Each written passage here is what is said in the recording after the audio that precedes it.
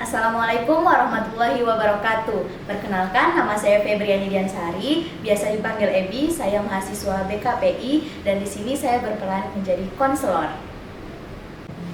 Assalamualaikum warahmatullahi wabarakatuh. Perkenalkan, saya Khairunisa Ardi yang biasanya dipanggil Caca. Saya dari program studi bimbingan konseling pendidikan Islam yang di sini saya berperan sebagai klien.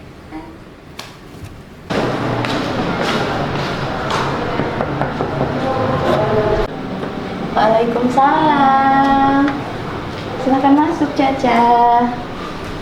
Ayo, silakan duduk, Caca.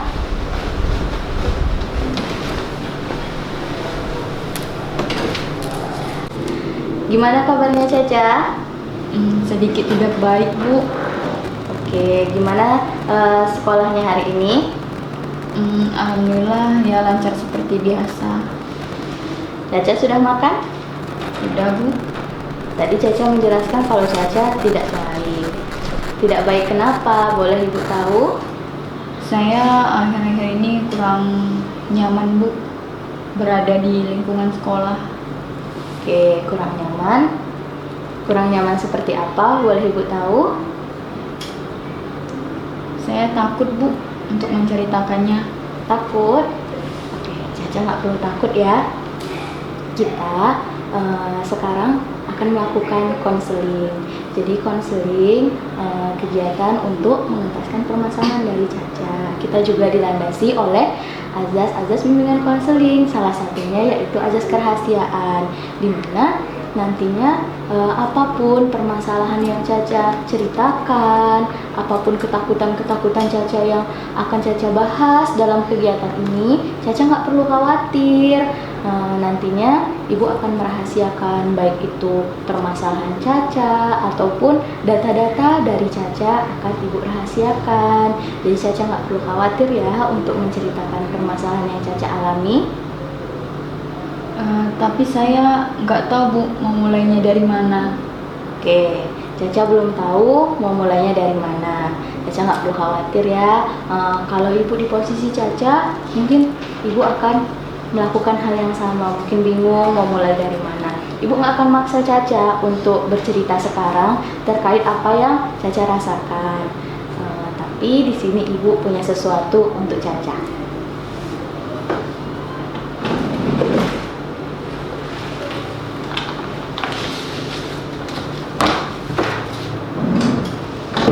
Di sini Ibu punya selembar kertas putih dan Ibu juga punya pewarna. Jadi di sini Ibu ingin meminta kesediaan dari Caca untuk menggambarkan apa sih yang sekarang Caca rasakan, yang ketakutan-ketakutan yang nggak bisa Caca ungkapkan, apa permasalahan yang selama ini Caca pendam. Caca boleh ceritakan, boleh Caca tuliskan di sini. Sebelumnya Caca boleh tarik nafas, keluarkan, tarik nafas, keluarkan, sekali lagi tarik nafas, keluarkan. Gimana? Sudah tenang? Sudah, Bu. Sekarang Caca boleh gambarkan.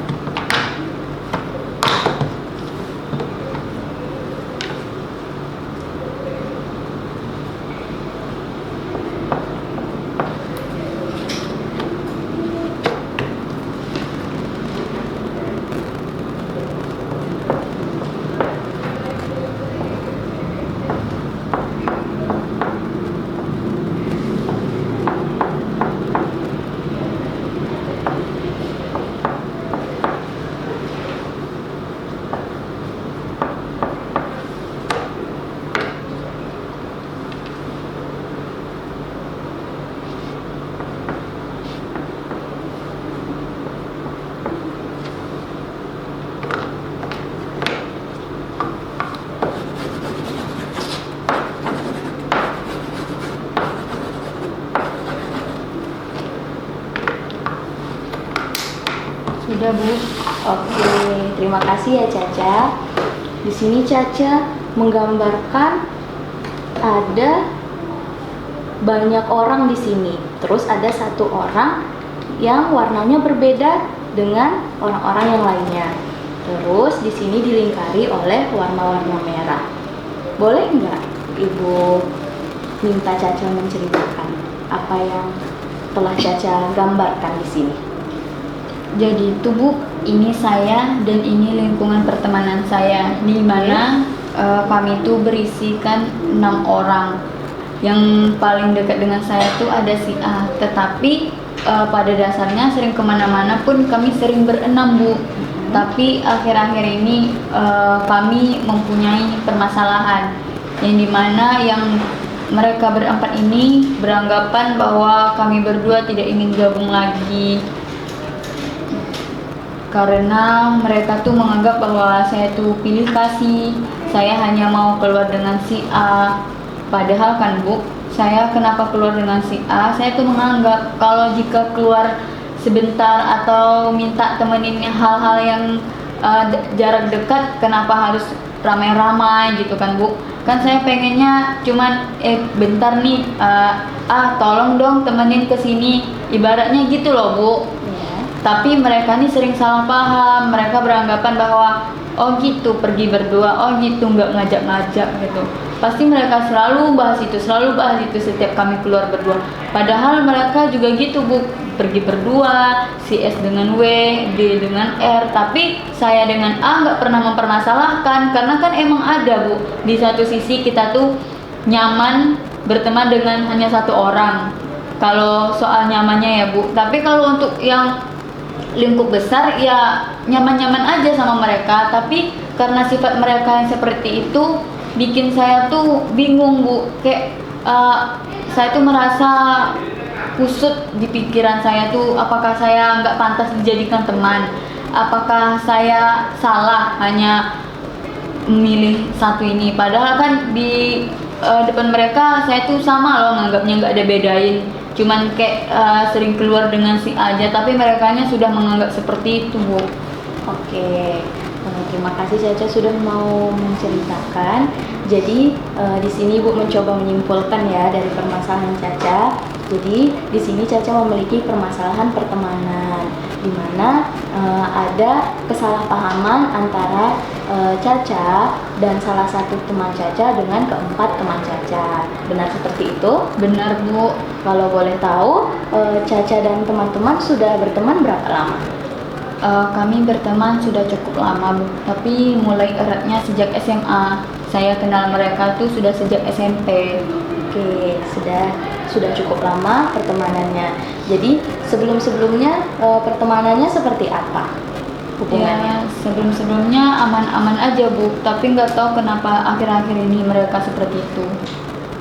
Oke, Caca bingung apa penyebabnya. Tapi tadi Caca sudah menjelaskan kalau mereka ini lebih sering cemburu karena melihat Caca sering keluar dengan si A. Apakah sebelumnya Caca sudah pernah mencoba untuk membahas atau menjelaskan kepada keempat teman Caca mengapa Caca lebih sering keluar dengan si A?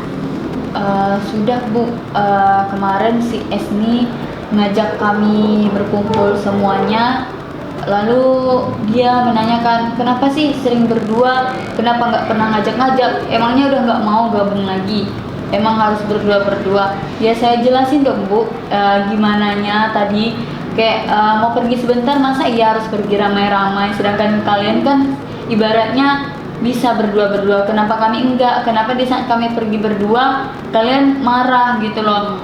Lalu si Denny bilang gini Bu, kami nggak cemburu kok sama itu tuh, sama kalian berdua, tapi kami tuh cuman heran aja kenapa kalian sering berdua. Lalu si S ini langsung menjawab Bu, kenapa GR, nggak usah GR deh untuk dicemburuin, kayak kalau emang mereka nggak cemburu seharusnya mereka nggak perlu dong Bu bersikap seperti itu. Oke, tadi Caca sudah bisa menyimpulkan kalau mereka tidak cemburu, kenapa mereka bersikap seperti itu. Jadi apa yang bisa Caca ambil, kenapa dia bisa bersikap seperti itu? Tetapi dia tidak cemburu, berarti teman Caca si S ini seperti apa? Dia orang yang gengsian Bu, tidak mau mengungkapkan yang sejujurnya apa yang dia rasakan, sehingga dia berbalik di kata lain agar tidak terlihat bahwa dirinya itu cemburu, bahwa terlihat diri dia itu masih menginginkan bersama-sama. Oke, berarti si S ini memiliki watak yang gengsi. Dia tidak mau menceritakan kalau dia tuh sebetulnya merasa cemburu. Dia merasa ingin juga berteman dengan Caca, ingin selalu bersama-sama dengan Caca. Jadi setelah pembahasan itu terjadi, apa yang selanjutnya terjadi dalam pertemanan Caca? Saya kira setelah pembicaraan itu baik-baik saja kan Bu. Ternyata dia mengata-ngatai kami, membuli kami secara verbal di kelas. Oke, berarti melakukan pembulian setelah melakukan penjelasan. Boleh nggak Ibu tahu kata-kata bulinya seperti apa? Seperti mereka bilang, "Ih, sok pinter, caper ke guru, mentang-mentang tantenya ada di sini, nggak usah belagu." Pokoknya dia mengata-ngatai saya kayak sok-sok jomblo lah, sok-sok mandiri lah jadi cewek, sok-sok jual mahal, padahal nggak semahal itu. Dia ngata-ngatain kami seperti itu. Dan saya kira teman-teman itu tidak terhasut, ternyata mereka terhasut Bu. Jadi itu membuat saya ketakutan untuk masuk ke sekolah. Terus ada lagi? Oke, hanya itu. Berarti setelah Caca menjelaskan, Caca kira semuanya akan selesai, tapi malah sebaliknya.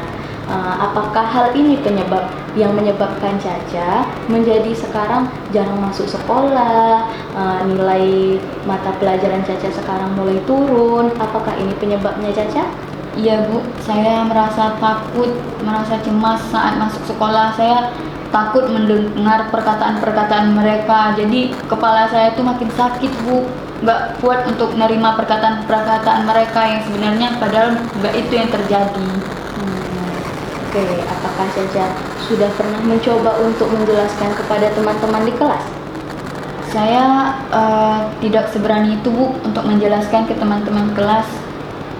Terus respon teman-teman Caca apakah sepenuhnya ikut membenci Caca atau masih ada yang mau mendengarkan penjelasan dari Caca? Sebagian teman-teman itu mana yang udah tak kenal Caca, mereka bakal mendengarin Bu. Bagi mereka-mereka yang mendengarin dari orang berempat ini, terutama S, pasti mereka lebih percaya ke S Bu. Jadi saya tuh seperti nggak punya kekuatan untuk menutup mulut mereka, menutup telinga, menutup mulut mereka apa yang beranggapan tentang saya Bu. Oke, berarti selama ini Caca lebih baik memendam, lebih baik menyembunyikan apa yang Caca rasakan. Jadi yang Caca rasakan sekarang seperti apa? Takut, cemas, khawatir, terus sedih, marah banget. Rasa benci? Benci tidak terlalu. Emosi? Oke, berarti Caca tahu banyak hal-hal negatif yang Caca pendam selama ini yang tidak mampu Caca ungkapkan. Kenapa Caca memilih untuk memendam? Karena menurut saya Bu, memendam dan diam itu lebih baik daripada kita membela diri ke sana kemari tapi orang tidak ingin mendengarkan. Caca tahu nggak dampaknya apa kalau kita terus-terus memendam hal-hal energi negatif dalam diri kita? Tahu Bu. Oke, Caca nggak tahu. Jadi sekarang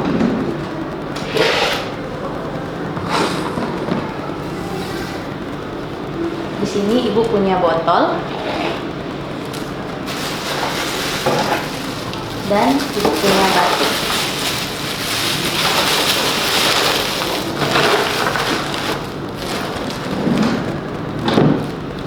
Sekarang kita umpamakan botol ini adalah diri Caca dan batu-batu ini adalah energi negatif yang selama ini Caca pendam, seperti amarah, emosi, ketakutan, kecemasan, dan hal-hal yang selama ini Caca pendam yang tidak pernah Caca ungkapkan. Coba Ibu minta sekarang Caca tuangkan semua batu-batu ini ke dalam botol ini. Seberapa besar hal-hal negatif yang ada di dalam diri saya sekarang?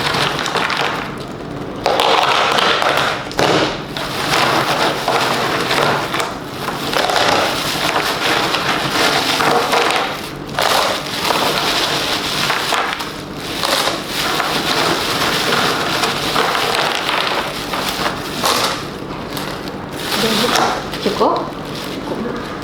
Oke, ini adalah diri Caca dan ini adalah hal-hal negatif.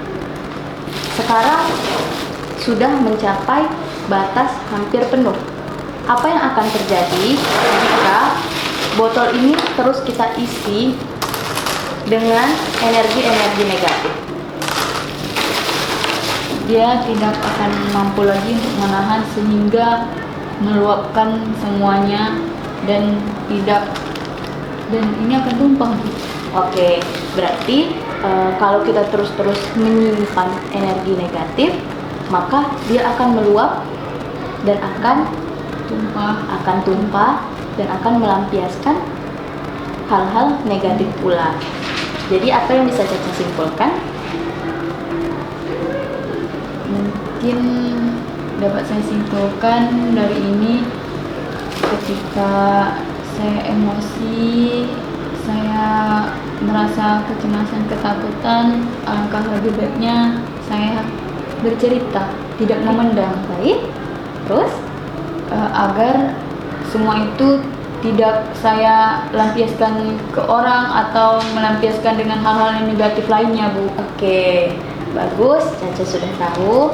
Jadi betul, kalau kita terus menyimpan hal-hal negatif dalam diri kita, energi-energi negatif seperti kita ketakutan, kecemasan, emosi, depresi, terus kita pendam, itu akan berakibat dan akan memberikan efek kepada diri kita. Kita bisa menjadi trauma, kita jadi berdampak kepada pembelajaran kita, seperti tadi Caca jadi jarang pergi sekolah, Caca jadi nilai prestasinya juga menurun. Itulah dampak negatifnya. Berarti Caca sudah tahu ya, kalau kedepannya kita nggak boleh lagi menyimpan kesedihan, kecemasan. Sebisa mungkin kita harus menceritakan. Oke. Sekarang Ibu kasih Caca selembar kertas putih.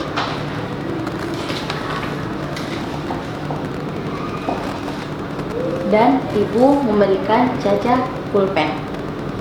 Sekarang Ibu ingin meminta Caca menuliskan di sini. Caca boleh menuliskan apa saja kelebihan yang ada di dalam diri Caca.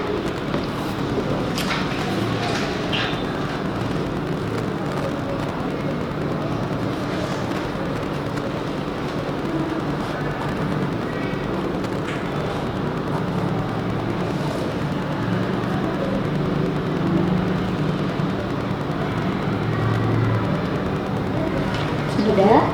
Sekarang di sebelah sini Caca boleh tuliskan apa saja hal-hal positif yang Caca rasakan setelah Caca sudah tidak terus-terusan berteman dengan mereka.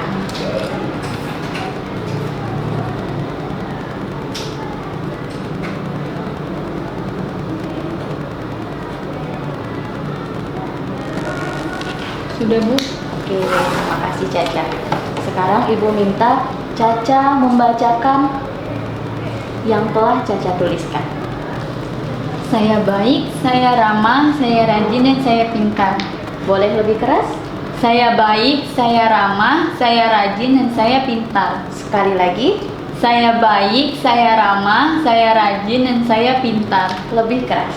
Saya baik, saya ramah, saya rajin, dan saya pintar. Jadi Caca tahu kalau kelebihan Caca itu banyak.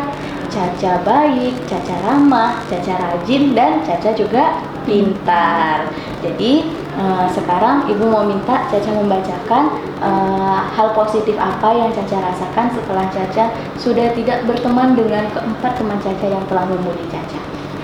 Saya merasa tenang dan damai. Sudah cukup?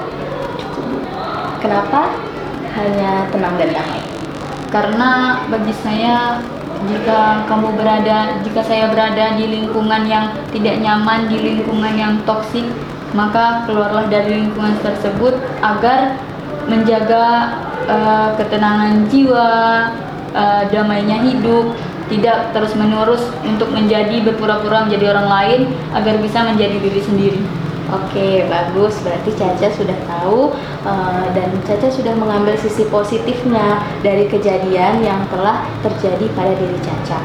Sekarang kita anggap kertas ini adalah diri Caca. Ibu minta Caca meremas-remas kertas ini.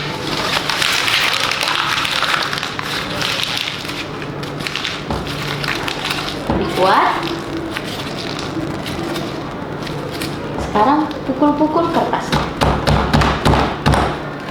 Lempar-lempar kertasnya. Coba dibuka kertasnya sekarang.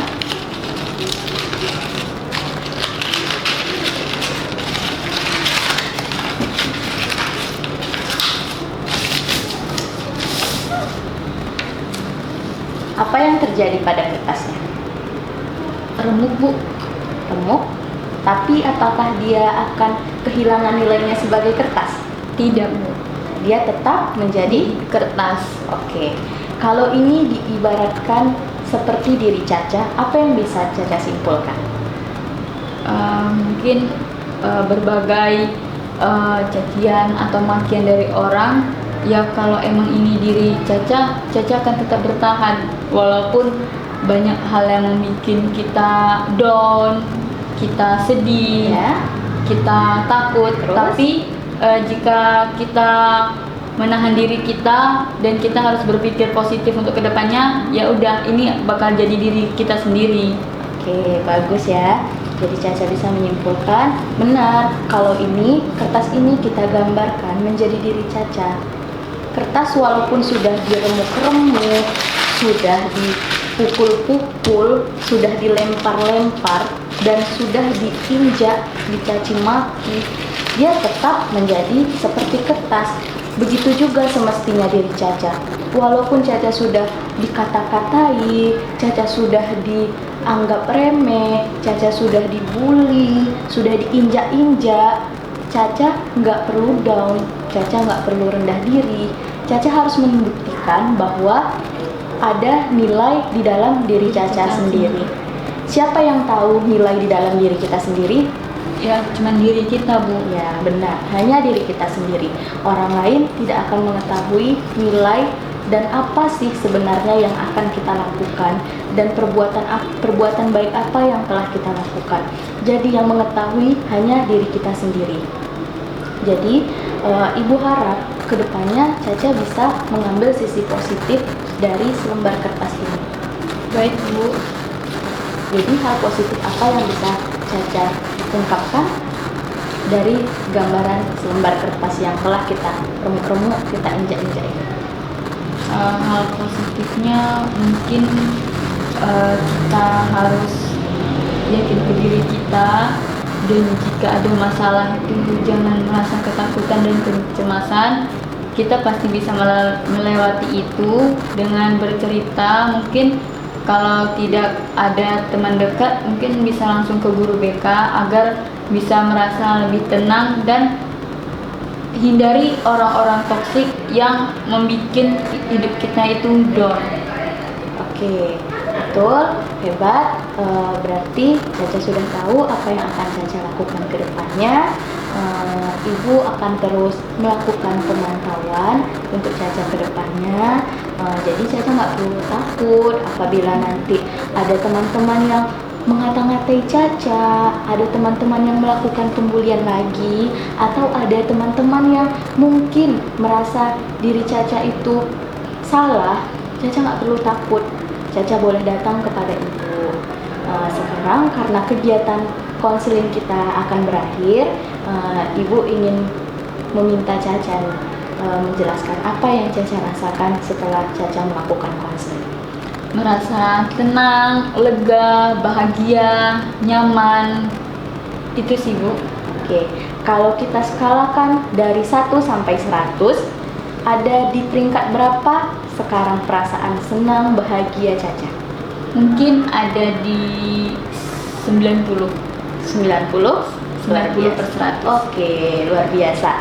Berarti Caca semoga kedepannya bisa betul-betul mengimplementasikannya, dan Caca semoga nanti kedepannya makin rajin sekolahnya, makin meningkat lagi prestasinya, karena Caca anak yang rajin, baik, ramah, pintar. Oke, Caca udah tahu nih ya.